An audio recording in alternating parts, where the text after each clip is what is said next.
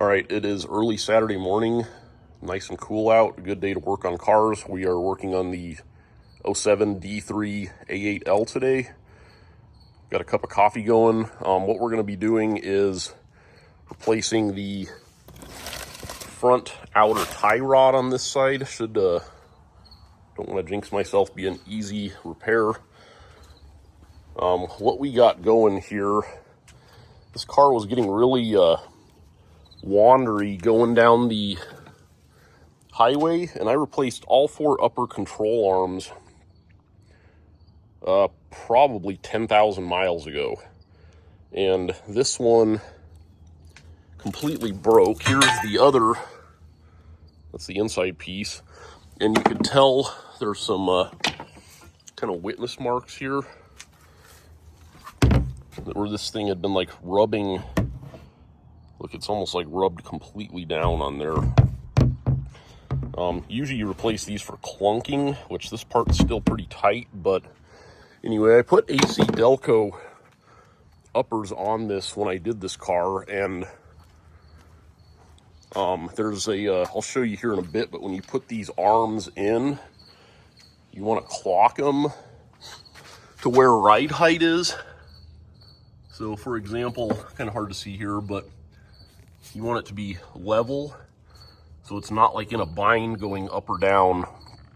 And the other three are okay, so I'm not quite sure what happened here, but anyway, I'll show you when I'm in there what I meant, and we'll go ahead and replace this tie rod.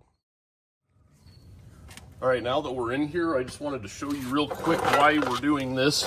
So this car was getting very wandery, like following like the ruts on the interstate. You'd kind of go over the crown of that and pull like to one side like pretty violently, and had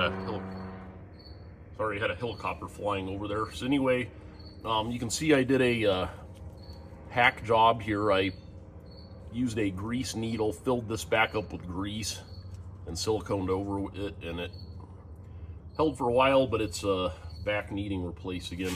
So anyway, I don't know if you can see this slight movement. I'm moving the rotor. You can hear that in there, and I think that's just enough to make it wander. So we're gonna pull this apart and go from there. All right, and I just wanted to show you one more thing talking about clocked ride height. So we've got the weight off of this because the tire's off, of course, jack's under there. Now, when you would bolt these control arms in, you would not want to bolt this up at this height because this is hanging down. You would want it to be back up. So what you could do is put a jack under here with the tire off and lift it up to about where it would sit ride height, and then that's where you would want to tighten these upper bolts. And as you can see, that one is still good. That's one of the ones I did last time. This is one that I actually saved the old arm and stuck it back on, and that was that broken piece.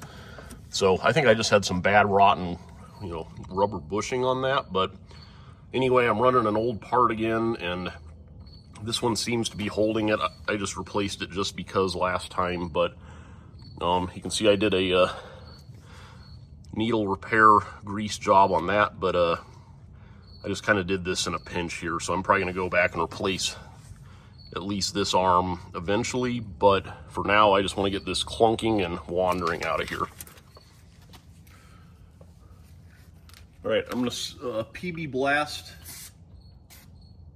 these bolts here, and I will note that there is an inner and an outer tie rod. We're just putting the outer on. The inner felt good. I think the other side I replaced the outer, or the inner, sorry, 10,000 miles ago, and it still seems to be good. So what we're gonna be doing is loosening the lock bolt there. I don't know what this is in metric, but 15/16 fits perfect. So before we do anything, I'm gonna loosen that bolt and keep it about where I want it, and I'm gonna try to position it back in there just for alignment purposes. I'm still gonna have an alignment done afterwards, but just make sure the distance from here to here is still good, and then our tires are pointing the correct direction down the road.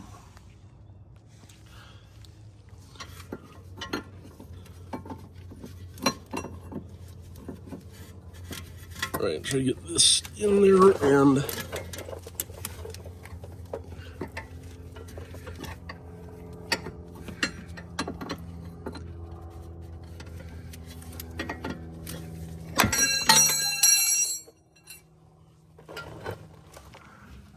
all right, so the inner's loose, and like I said, I'm just going to butt it up against that, just so it'll spin out of there. And then there's I think a 13, call it a 13 on top. Take that out.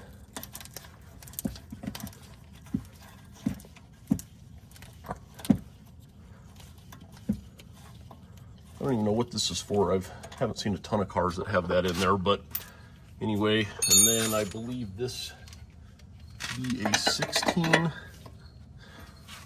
You need some power for that. All right, you want to hold the back here because there's a flat bolt.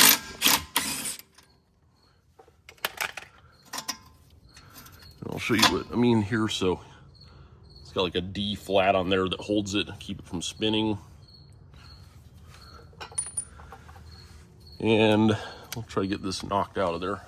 All right, so what I've done here, I put this bolt back in there, and it doesn't really matter if I damage the threads on this, but just so I'm not beating on the top of that with a screwdriver or anything. And that's gonna come right out, so we're in luck.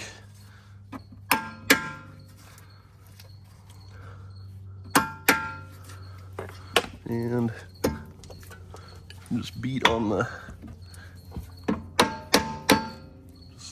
just like that. So now we're free and should be able to spin this out of here now. And I can tell how much play is in that. So this thing is far gone. I kind of can't believe this happened this quick in 10,000 miles, but the fact that they don't put grease zerks on these things any longer, they don't last as long as they used to.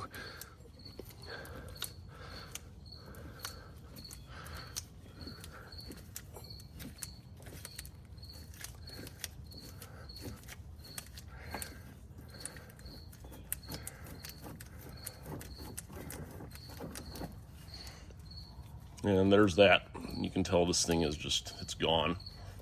Should not be able to spin it like that. All right, so just wanted to show you here. I've got these like straight on this box, and I've got both the keeper nuts. So I'm gonna screw that on until it butts up against the inner tie rod. And you can't go off the threads on this one because this one seems like it's about a 1/4 inch longer, as you can see. But you just want the distance from here to where it meets up with the inner tie rod to keep your alignment. And just getting as close as you can for the alignment person. I also wanted to point out, this is a Delphi. I bought this off Amazon for, I think, $21 with Amazon Prime.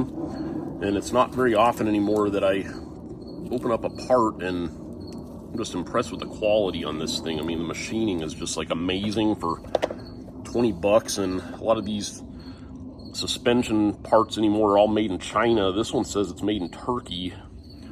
But yeah, for $20, I was looking at one on Napa that they had here locally that was like 80 something bucks, and I'm pretty impressed with this thing. All right, the inner one, I test fit the race here, and I'm having trouble getting the tie rod in, so I'm just running some piece of Scotch-Brite up and down, in and out of there. So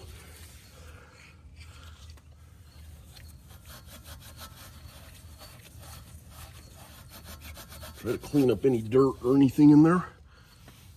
All right, I didn't notice it when I was showing this a minute ago, but this flat that sits on that side of the bolt was like over here. So I put this in a soft jaw vise and spun it. So you just want to make sure that's on the right side there. But anyway, we're just going to stick that in the inner tie rod, spin it around, and go back together with this.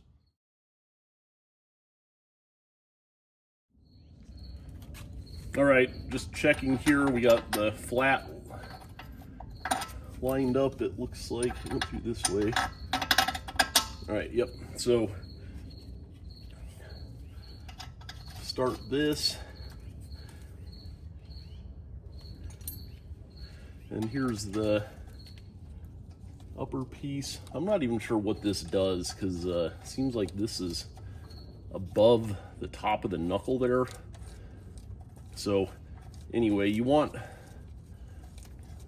this bolt in here before you tighten this one, because you start tightening this, it's going to make that thing spin and your hole's not going to line up. So just make sure you do that. But yeah, I'm not quite sure what that even does, because it sits on the top of that and it's not pulling against anything. But anyway, I'm going to put it back in, and I can just feel this move and see that's tight now.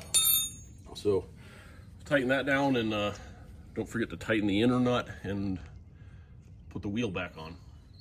All right, so last step here, we are tightening the inner nut onto the inner tie rod sleeve.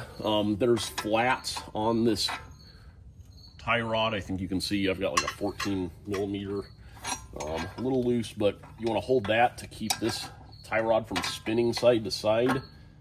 So just like it did there. But anyway, kind of a two-handed operation, but anyway, yeah, just tighten that down and keep it from turning, and you want this to stay centered, just for longevity and wear and tear and stuff. All right, just going back together here. This car's got wheel spacers, as you've probably seen before in some of my videos.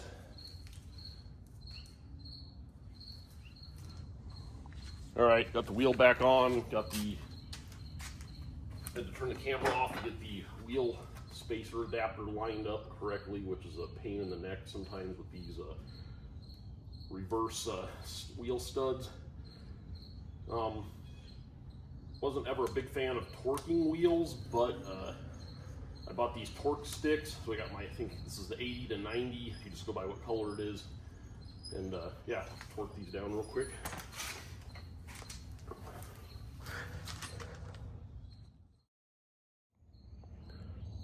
All right, we got the car all back together again. Like I said before, it's a good idea to get an alignment done, even though we put the tie rod back on in the same position. It's probably still a couple degrees off. Just eyeballing the car, wheels are pointed straight. But I'm probably still going to replace that upper tie rod, just because I'd done a janky repair on that dust boot. But anyway, T1000's Garage, thanks for watching.